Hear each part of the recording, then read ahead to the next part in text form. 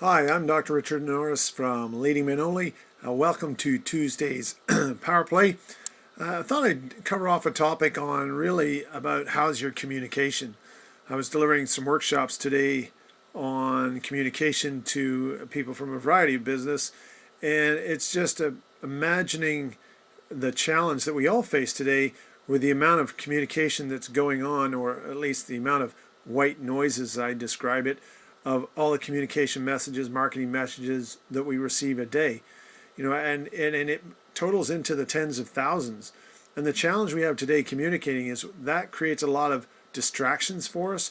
And as a result, if we're distracted, then it's really a challenge for one, us to listen, two, for us to get our message across, more specifically to get our message through all the white noise that's going on. And I'm guessing that maybe some of you might have some communication issues, whether that's at work, at rest, at play, or all of the above, or any combination there and in between.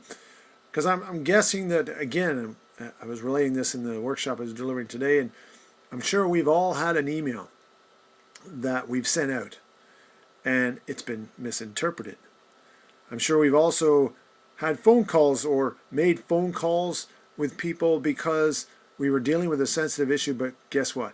We didn't want to confront somebody person to person, face to face, so we chickened out and we used the phone. Or we come home, and we're just overwhelmed with all the stuff that's going on in our head about our workday or the other stuff that's going on in our life, and we're not effectively communicating with our family, be that our kids or be that our spouse.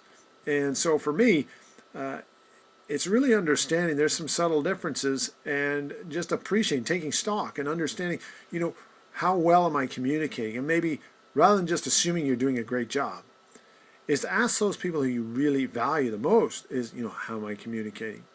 And it's also appreciating some of our subtle differences. Alan Pease, who wrote the book, Why Men Don't Ask for Directions and Women Don't Read Maps, talks about, on average, a woman will speak 25,000 words a day. The average man, however, speaks only 15,000 words a day. So you see, there's a 10,000 word a day communication gap just waiting to happen. And just being equipped and aware that that's a difference is really important. As I was relating to the people in the room today, I said, okay, so think about this. Guys, usually when we've come home from work, we're tapped out. We've used up our 15,000 words. So please, ladies, just appreciate that one of the reasons why we don't communicate and the best you can get out of us is a grunt like is because we're tapped out. And guys, don't be surprised that when you come home, the ladies in your house, because they're very social and they have another 10,000 words to download, they're going to want to talk to you. That doesn't mean to say that you have to give words back, because the other question I asked the ladies in the room, I said, ladies, if you go to the man in your life and you share a problem with him, do you want him to come up with a solution? And they all agreed, no, they don't. So guys, here's a tip. When you're communicating with your wife and she wants, or your girlfriend, and she wants to share with you a problem, she already has figured out a solution. She just wants an audience to make sure she's got somebody who can listen to her and see her reasoning.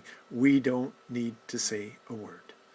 Okay, and maybe that in itself is a tip that can be helpful, but it will also perhaps explain why teenagers just come home and the best you can get out of them is a grunt anyway, and eventually they'll come out of it.